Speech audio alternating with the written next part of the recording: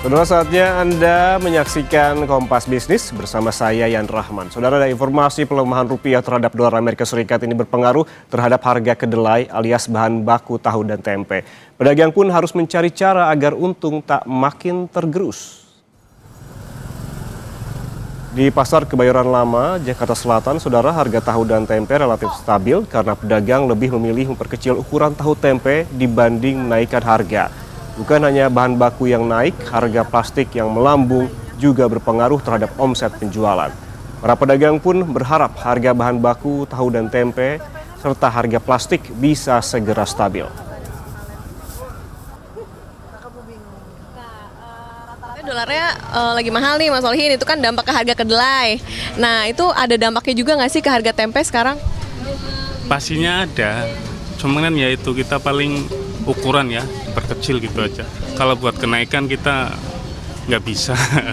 Tahu juga sama ya? Sama, rata sama. Nah, kalau kan ini ukurannya berkecil, berarti konsumennya gimana nih tanggapannya?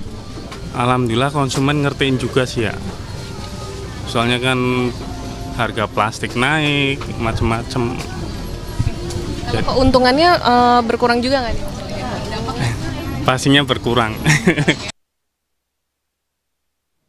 Ya, pelemahan rupiah yang sempat menembus level 17.500 per dolar Amerika Serikat mulai membuat dunia usaha was-was. Tekanan kurs dikhawatirkan memicu kenaikan harga barang hingga ancaman gelombang pemutusan hubungan kerja jika berlangsung berkepanjangan. Menurut Asosiasi Pengusaha Indonesia APindo, pelemahan rupiah yang beberapa kali menyentuh level terlemah sepanjang sejarah jadi perhatian serius kalangan pelaku usaha. Pelemahan rupiah memberikan tekanan langsung terhadap struktur biaya dunia usaha, terutama karena industri nasional masih sangat bergantung pada bahan baku impor. Sekitar 70% bahan baku manufaktur masih berasal dari luar negeri, sementara kontribusi bahan baku mencapai 55% terhadap total biaya produksi. Maka setiap depresiasi rupiah akan langsung meningkatkan biaya input dalam rupiah.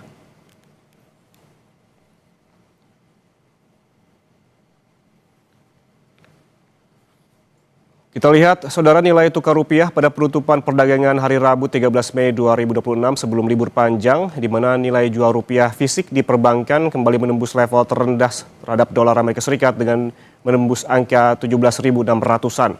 Dari situs falas sejumlah bank besar di Indonesia terpantau nilai jual rupiah fisik yang tinggi alias mengalami pelemahan terhadap dolar Amerika Serikat. Kurs Bank Rakyat Indonesia, Bank Mandiri, dan Bank Negara Indonesia menunjukkan angka jual tertinggi di level 17.630 per dolar Amerika Serikat, sementara angka beli BRI di 17.398 dan Mandiri serta BNI 17.330 rupiah. Sedangkan Bank Sentral Asia atau BCA menawarkan nilai jual rupiah fisik di 17.590 per dolar Amerika Serikat dan beli di 17.390 rupiah.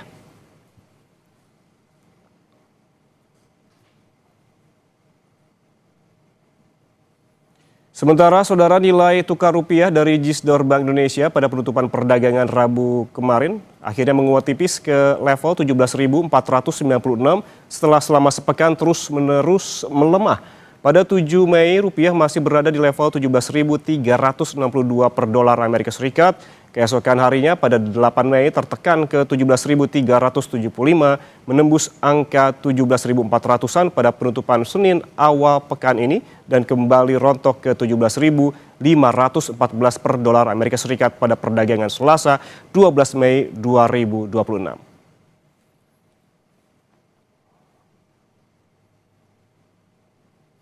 Pergerakan rupiah di pasar spot yang terpantau dari situs Bloomberg juga tidak jauh berbeda, saudara. Pada penutupan perdagangan Rabu lalu, rupiah menguat ke level 17.461 per dolar Amerika Serikat. Setelah sehari sebelumnya anjlok di level 17.529. Pelemahan rupiah terus-menerus di pasar spot juga terjadi selama sepekan sebelumnya, di mana pada 7 Mei rupiah masih berada di level 17.333, turun ke 17.382 pada 8 Mei dan kembali rontok di penutupan perdagangan Senin awal pekan ini di level 17.414.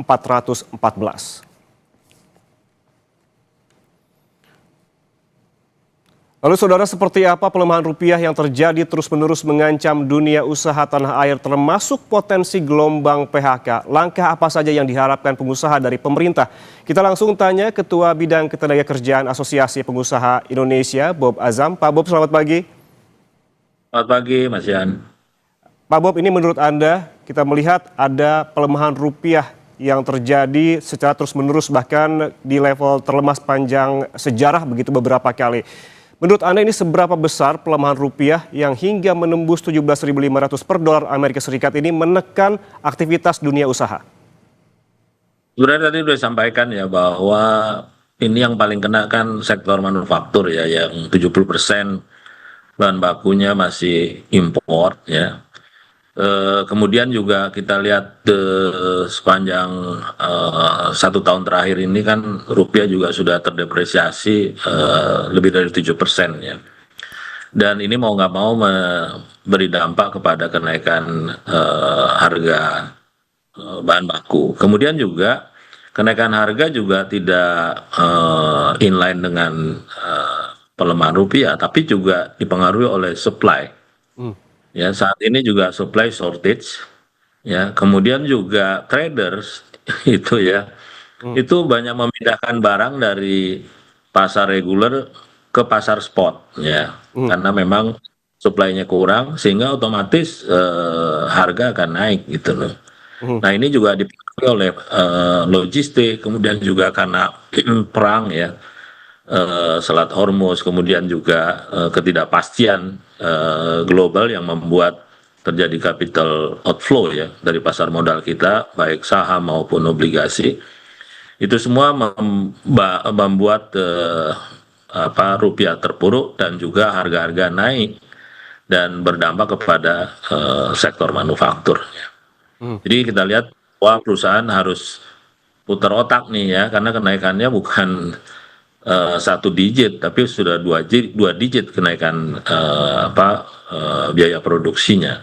Sehingga untuk menaikkan harga juga hampir nggak mungkin ya, karena kita juga tahu daya beli masyarakat juga sedang rendah dan tidak ada pilihan lain bagi dunia usaha selain melakukan efisiensi, peningkatan produktivitas semaksimal mungkin ya, untuk mengabsorb kenaikan semua kenaikan ini, karena kita nggak mungkin lempar pada kenaikan harga.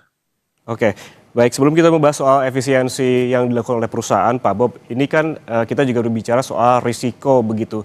Anda menyebutkan tadi bahwa sektor yang memang terdampak besar adalah sektor manufaktur, berarti pasarnya sangat besar.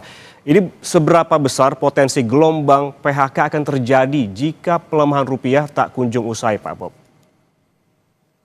Sektor manufaktur ini memang sektor padat karya ya, karena banyak menyerap tenaga kerja. Dan sebenarnya kita udah males ya ngomong potensi PHK ya, karena situasi seperti ini sudah terjadi sejak 2 tahun 3 tahun yang lalu ya, di mana kita mengalami pelemahan ekonomi dunia ya, karena China juga pertumbuhannya turun dari 2 digit menjadi 1 digit, di mana China sebenarnya salah satu negara tujuan ekspor.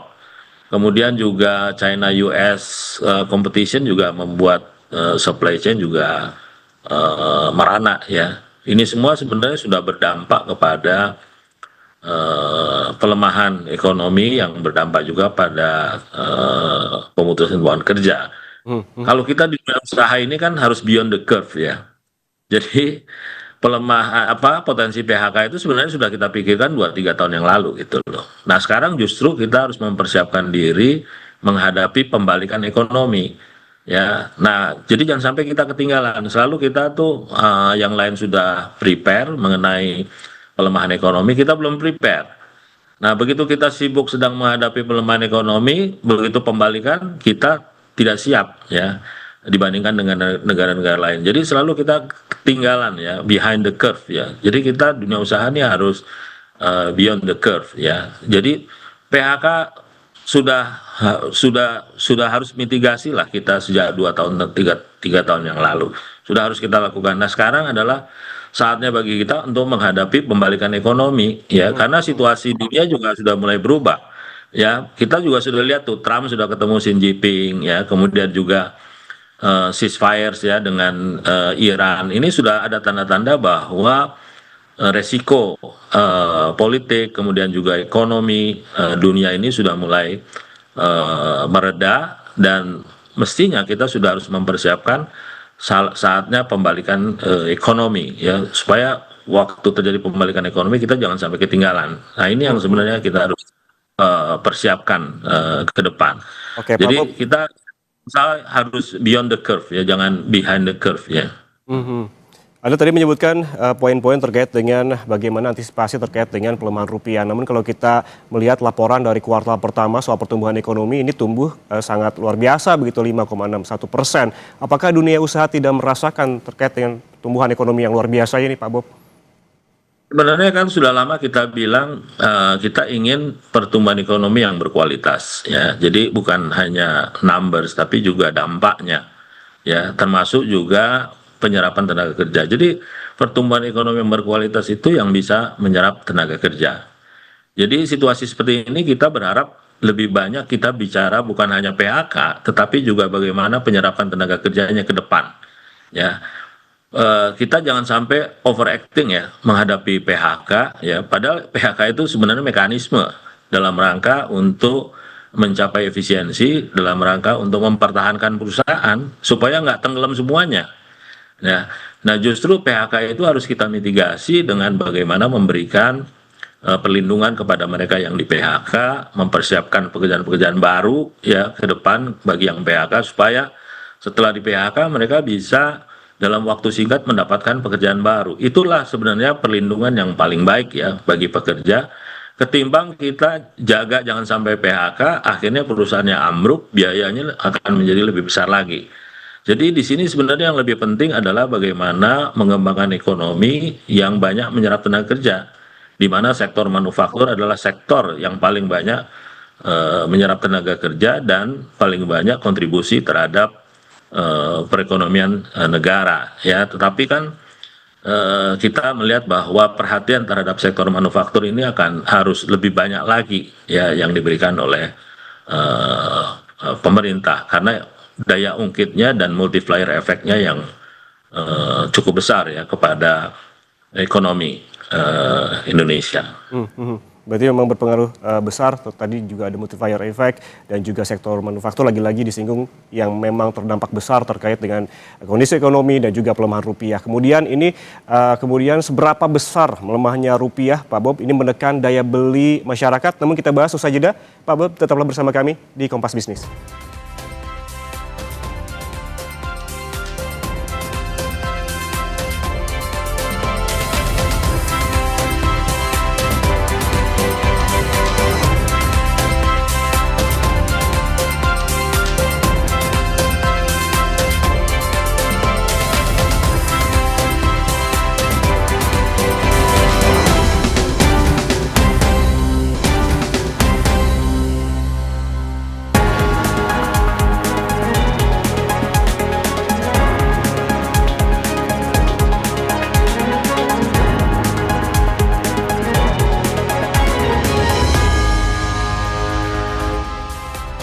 Anda masih bersama kami di Kompas Bisnis, Saudara, dan kita lanjutkan perbincangan bersama Ketua Bidang Ketenagakerjaan Apindo, Bob Azam. Pak Bob, jika pelemahan rupiah ini berlangsung berkepanjangan, menurut Anda sampai kapan pelaku usaha bisa bertahan dan hingga akhirnya memaksa mengambil opsi PHK, meski sebetulnya kita tidak berharap adanya demikian?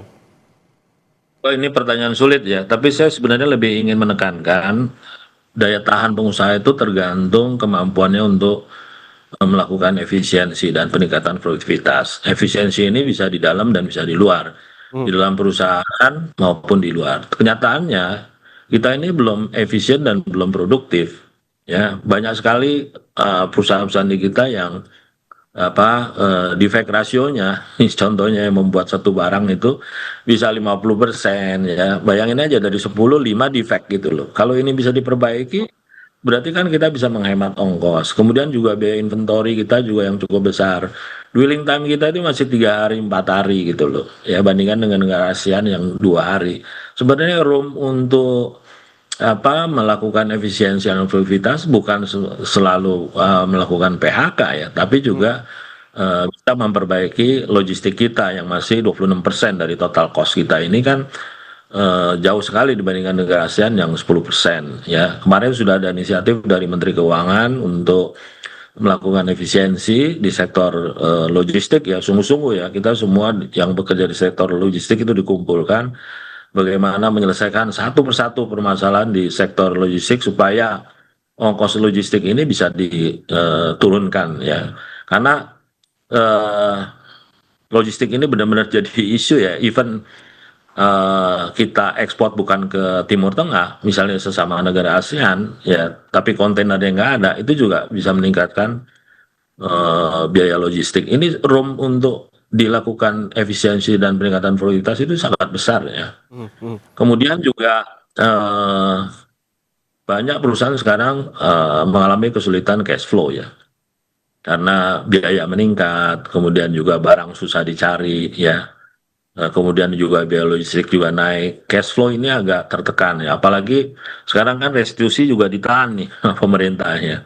Ya kita sih berharap untuk sektor manufaktur ya supaya diberi kelonggaran lah restitusinya, terutama untuk perusahaan-perusahaan kecil ya, yang cash flow-nya juga terbatas ya. Nah, jadi itulah menurut saya yang perlu kita lakukan ya, lakukan peningkatan produktivitas di beberapa aspek ya, pekerja, kemudian juga logistik, kemudian juga eh, cash flow ya, kemudian juga suku bunga yang tinggi ini juga menjadi tantangan bagi dunia usaha. Dan yang ketiga adalah energi ya. Harga energi kan untuk sektor industri ini kan nggak disubsidi gitu loh. Ya ini juga cukup memberatkan ya. Ke depan kita berharap kalau misalnya supply sudah normal kembali, ini cepat-cepat harga bisa disesuaikan kembali sehingga dunia usaha bisa mendapatkan daya tahannya kembali ya. Nah semakin cepat ya semakin kita bisa bertahan ya. Kemudian juga masa sulit ini juga harus bisa dihadapi bersama ya antara pengusaha dan buruh. Ya harus ada kesepakatan, harus ada pembicaraan, nggak bisa semua itu diserahkan kepada pemerintah. Ya justru di dalam sendiri, di dalam perusahaan sendiri itu bisa melakukan pembicaraan-pembicaraan, apa yang bisa dilakukan, penghematan dan lain sebagainya. Jangan sampai upaya-upaya penghematan malah berujung kepada pemogokan ya, sebagaimana terjadi di salah satu perusahaan. Ini yang sebenarnya kita harus persiapkan. Kalau misalnya pengusaha dan buruh itu bisa bersatu, bisa berbicara dengan baik, kita bisa mengambil langkah-langkah bersama, ini akan lebih mudah dihadapi. Tapi kalau misalnya bicara saya sulit, ya kan, kemudian antara buruh dan perusahaan saling hantem, ini akan memperburuk keadaan ya.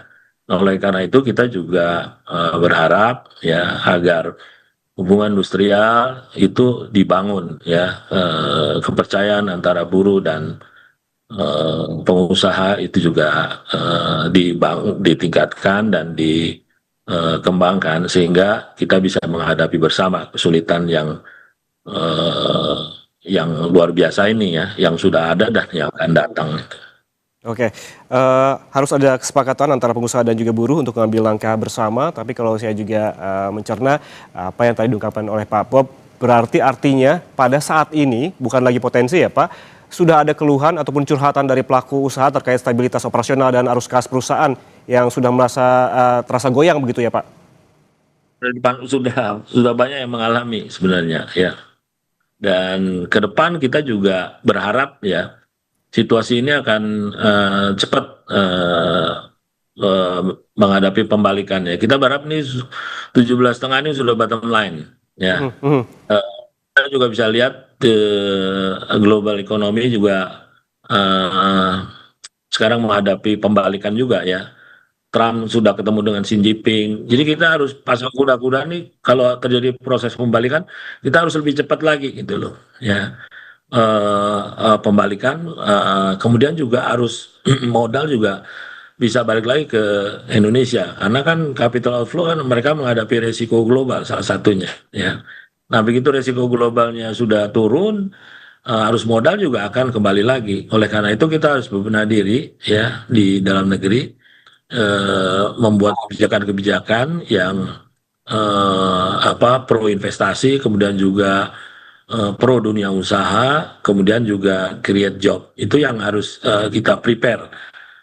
Apa yang perlu kita perbaiki, dan kita juga menghadapi fiskal pemerintah yang memang terbatas ya. Kita juga berharap nanti pengeluaran-pengeluaran pemerintah itu bisa lebih efektif, terutama yang bisa menciptakan pengungkit ya terhadap ekonomi. Multiplier efeknya besar dan banyak menyerap tenaga kerja. Harus ada keberpihakan ya polisinya pemerintah terhadap sektor-sektor yang memang banyak menyerap tenaga kerja, memberikan multiplier efek karena mereka itu selain buruh juga konsumen gitu loh.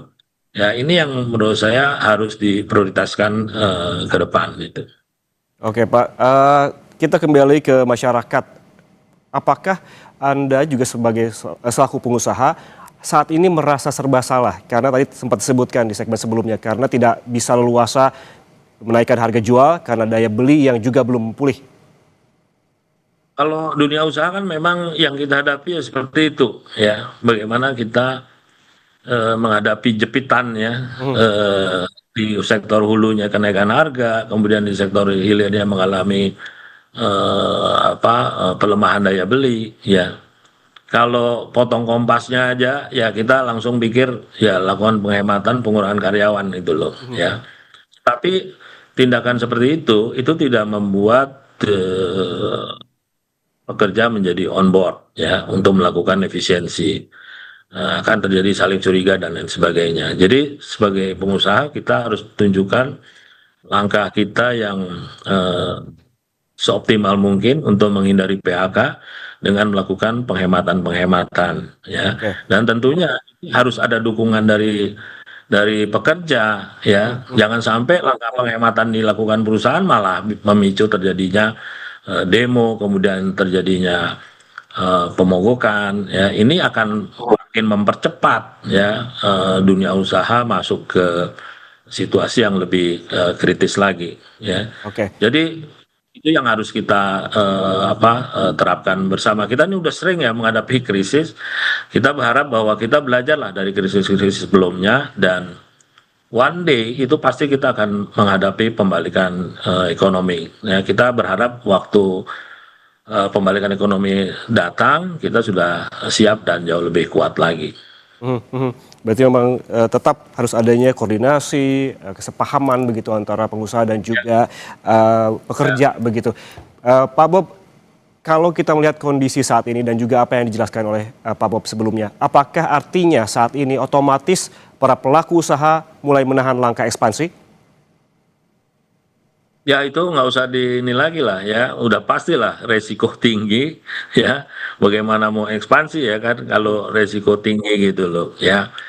Nah apalagi kalau kita mengundang investor dari luar ya. Jadi sebenarnya yang kita andalkan sekarang adalah domestic economy gitu loh ya, ekonomi dalam negeri.